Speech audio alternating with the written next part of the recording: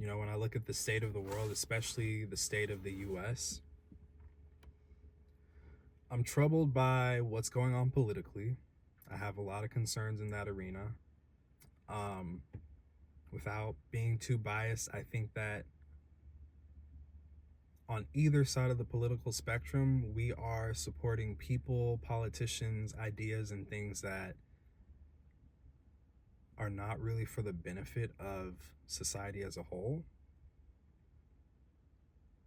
Yet people continue to buy into the system and prop up people who don't represent their best interests. And so what I'm getting at is that there are a lot of men who they're just followers. They're just accepting the leadership that is given to them, and instead of stepping up and speaking out, they're just accepting things as they are. I wanted to make this video about something completely different though. And I guess I just wanted to start with that preamble because, again, I'm recognizing how a lot of men may not necessarily see themselves as nice guys, but there are a few things that I think if you realize that these things are issues for you, then maybe it's time for you to wake up to the fact that maybe you're not who you thought you were, and that's okay. It's just time to start doing things a little bit differently. And that just means that you can only go up. There's only room for improvement for you. Like I said, a lot of what I'm about to say has come from the last year of my life and just kind of learning more about myself, getting more in tune and connected with what is going on with me internally, fixing a lot of the emotional traumas that, you know, I got left with, just fixing those wounds and being willing to do internal work. And one of the ways that I have been doing that work is learning how to be honest with people. There have been so many times in my life, like countless occasions, where I've been afraid to be honest with people because I was trying to avoid any negative feedback. I was trying to avoid conflict. I was trying to avoid any critical judgment of myself. And so instead of being honest with people and telling the truth about how it was that I really felt about whatever, whether it had been a disagreement or something that I was uncomfortable with, I allowed myself to present a watered down version of what was actually going on in my mind. I let myself present a watered down version of how I really felt. And so that created a situation for me where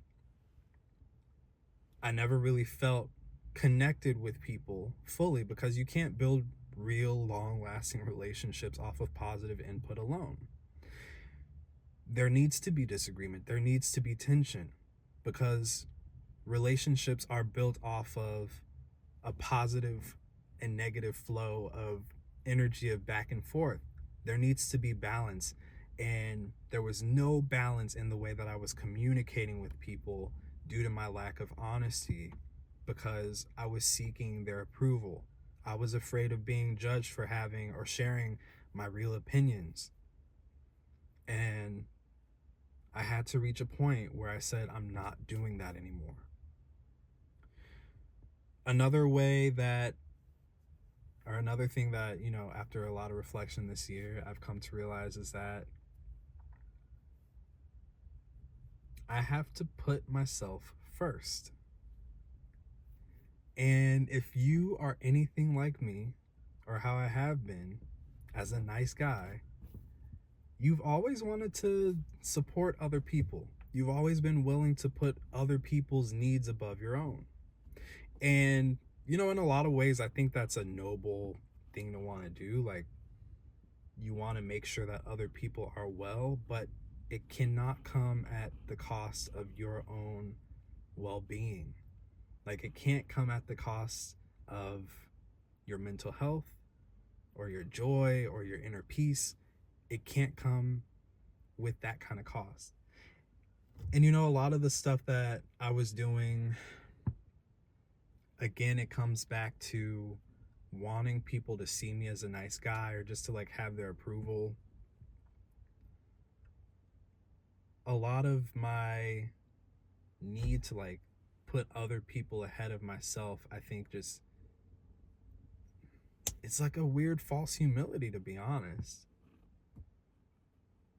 Being willing to hurt yourself at the at being willing to do for others at the expense of hurting yourself is like such an uncool thing. Like when you really think about it, it's like it's kind of deranged, like it's messed up. But I know a lot of men, including myself, have struggled with this. And there's a lot of reasons for why we do things like that, and I'll talk about those, I'm sure, in the future in another video. But basically, for me, it came down to having that conversation, that internal dialogue with myself, and saying I can't keep harming myself for other people. I can't allow other people to take advantage of me, and I'm clearly not doing well. And that kind of leads into my next point, which is about setting boundaries. I have always been the kind of person who, because I was avoidant of conflict, because I wasn't being honest, because I was willing to put myself out for other people, I wasn't really setting the boundaries that I believe that I was setting. And if I was setting those boundaries, I was the first one to overstep them. And here's the thing about setting boundaries. You are your first line of defense against other people stepping over them. You are the first line of defense against other people stepping over your boundaries. So if you're willing to break the boundaries that in your head you're saying this is where I draw the line, then of course other people are going to overstep. And a crazy thing for me when it came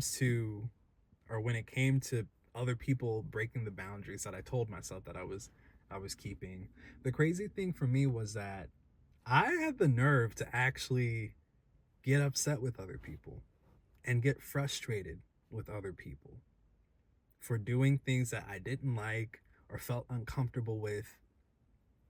And again, it's kind of a deranged thing to do.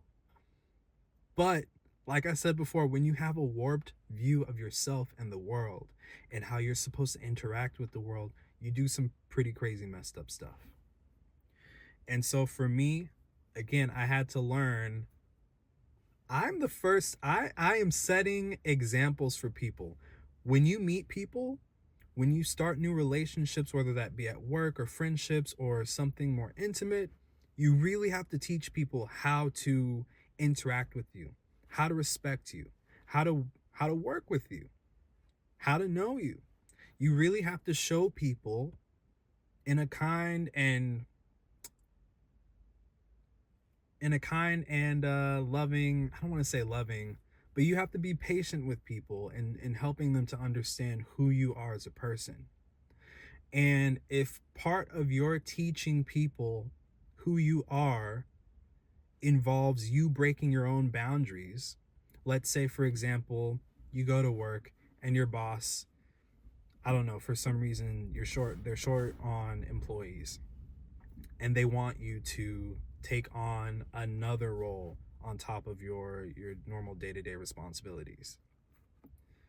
If you're doing things like accepting these additional roles and overworking yourself, or you're missing deadlines because now you've got too much on your plate and you keep promising that you can get it done, and instead of speaking up and saying this is too much for me, I can't do this by myself, I need support from my team or I need additional resources, if you are being cooperative in the overstepping of those boundaries, then you are teaching people that this is okay for them to do to you. And it took me a very long time to understand, well, why is it that when this person comes to work, they get treated this way? Or why is it that when I am with this group of people, everyone else seems to be treated this way? And it wasn't until, again, this year that I really started to do some internal reflection and do some internal work to realize that it was a very strong desire, innate need for me to seek others' approval. And it was that desire for other people's approval, to like me, to give me accolades or applaud or whatever it might have been. It was that very strong desire that was leading me to break my own boundaries and teach people that it was okay for them to do the same.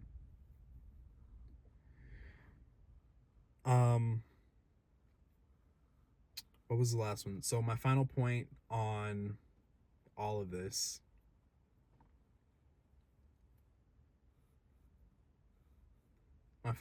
is on accountability.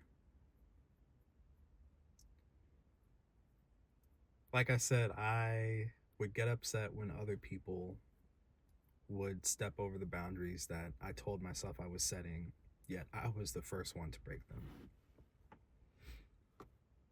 I got frustrated that things didn't work out the way that I wanted them to work out, but at the same time, I wasn't expressing my full, honest opinion about situations or my discomfort with something.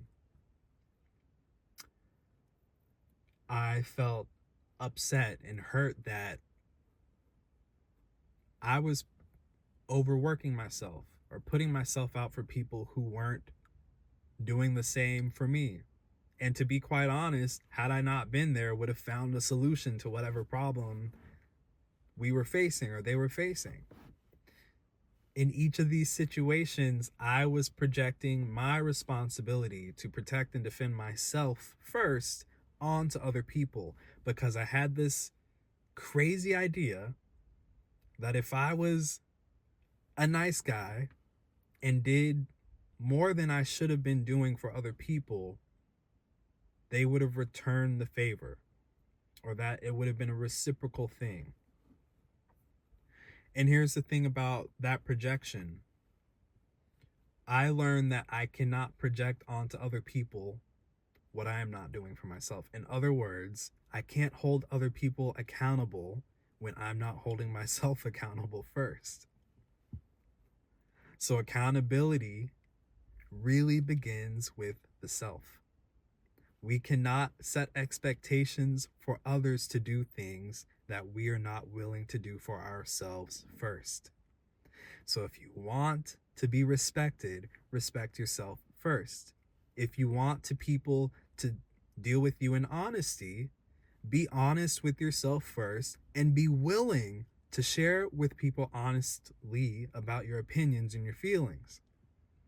If you want people to respect your boundaries, don't overstep your own boundaries. Like, I get excited about, like, I kind of shout about it because it, it sounds so simple and it sounds so obvious. But again, I know there are a lot of men out there, even if they don't consider themselves to be a nice guy, they're still acting in ways that allow other people to walk all over them, because they're setting that kind of example. They're not being the leaders in their own lives. They're not walking in the authority of who they are. And so they're allowing themselves to become followers and to just succumb to whatever way the wind blows. That's where they go. And I just realized that I'm I'm tired of being that kind of person. I don't want to be that person. I don't want to be that man anymore. And I started taking steps to do the healing, the internal healing that I needed to do so that I could have the courage to face the world the way that I need to face the world.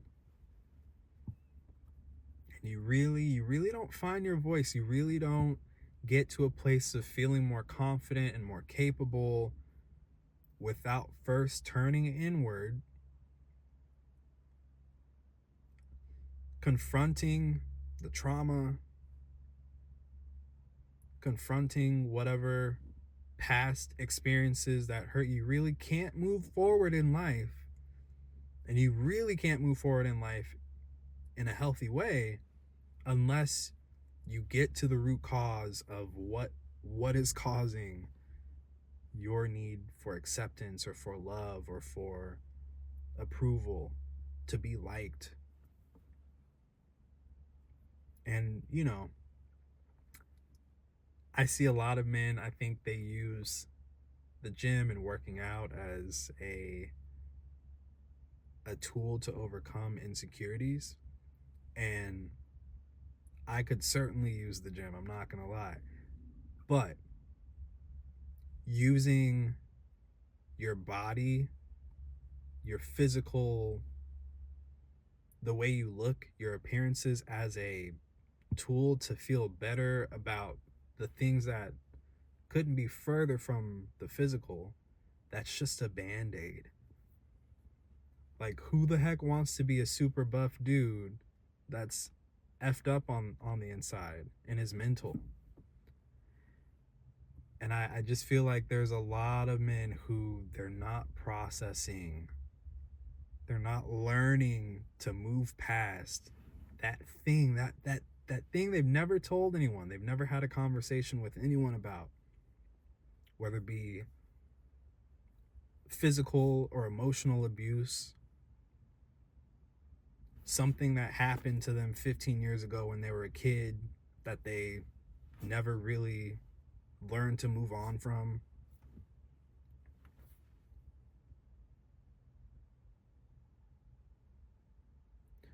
It's time for us as men to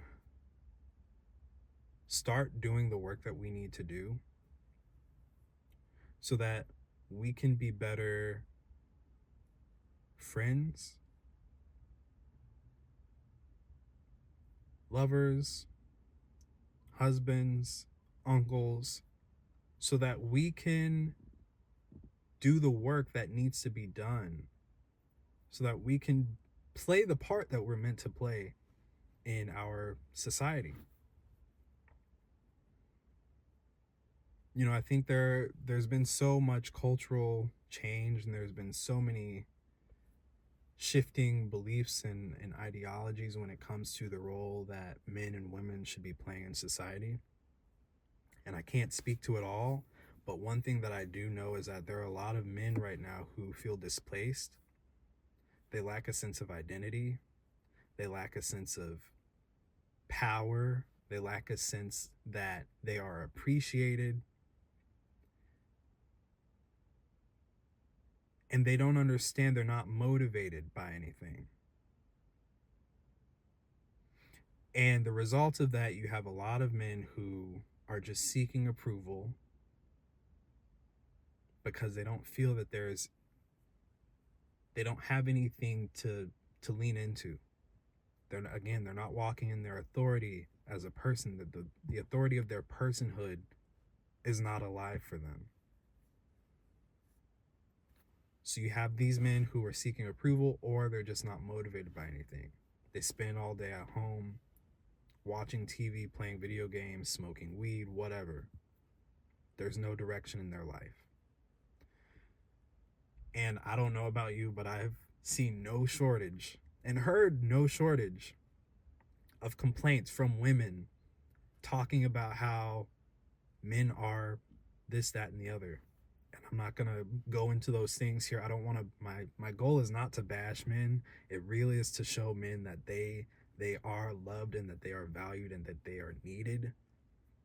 We need men in our culture, in society, to contribute to it in ways that maybe we only get from a male perspective in life. But first, we have to accept and understand that it is our responsibility to grow ourselves and to heal ourselves. We have to understand that no one else is coming to our rescue. Women, they have their own issues and things to deal with in life. We cannot expect our mothers, our wives, our sisters, any other woman to fix us. We have to fix ourselves. This is why I'm making this video, because I don't see a lot of men out there who are trying to help other men fix themselves, doing so in an honest way that is not meant to take advantage of them, that is not meant to make them feel like they're not masculine or man enough. I want more men to show up as they are. I want more men.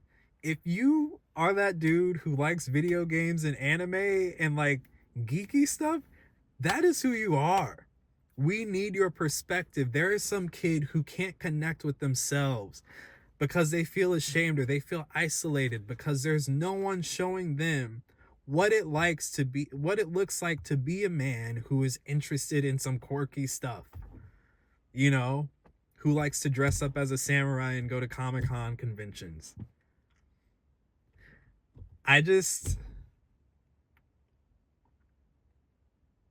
This conversation, I guess, could go on forever.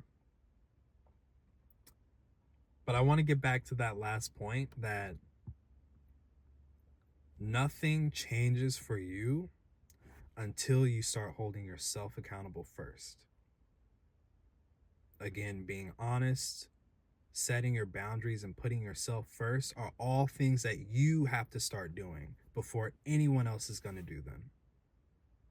So if you're in a situation right now where maybe you're not making a lot of money, or you could go to the gym more, no one's going to start until you start for yourself. You work, 40 hours or more a week? You don't have time to go get another degree to start a career? How about this? Start with reading a book on your 15-minute lunch break. A book that's going to give you a new perspective on life or some new knowledge that you never had before. Start with that. I really want people to walk away from this video understanding that if you are in a position in life where you feel like you have no control, you have no power, things are just happening to you, or if you feel like you are living your life, maybe you're successful, maybe you've got money, maybe you've got all the things in the world, but you don't really feel happy with who you are on the inside because you're seeking others' approval.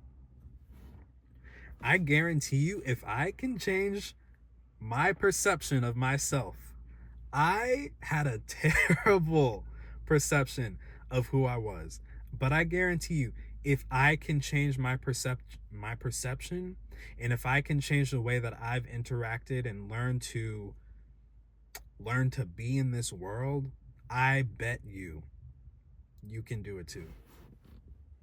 And I want you to go inside, do that difficult work that needs to be done, so that you can start showing up as the man you're meant to be for your family, for your friends, for the kids at the recreation center who have no role models in their life. You know, like, there's so much more that you can contribute to this world than video games and weed, or just being a yes man. There's so much more that you can contribute to this world. You are capable of so much. Dude, you're capable of so much. But you have to be the first one. You have to initiate the change in your life that you are looking to see. That doesn't make it easy. That doesn't mean it's a simple, straightforward thing. But you have to be the one to hold yourself accountable first. If there's nothing else you remember from this video, it's that you've got to be the one to hold yourself accountable. if any of that resonated with you,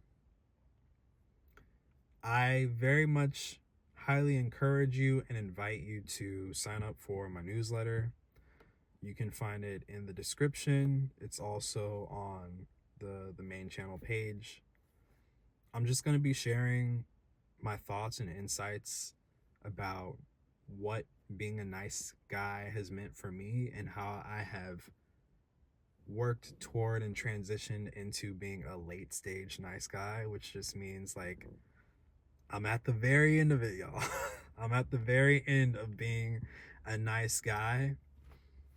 Hopefully one day soon I can call myself a former nice guy, and but you know, right now I'm a late stage nice guy. I'm still working on myself. There's a lot of things that I still have to work on as well.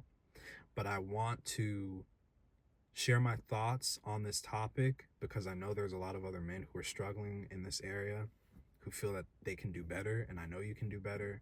And I also just want to build community for us.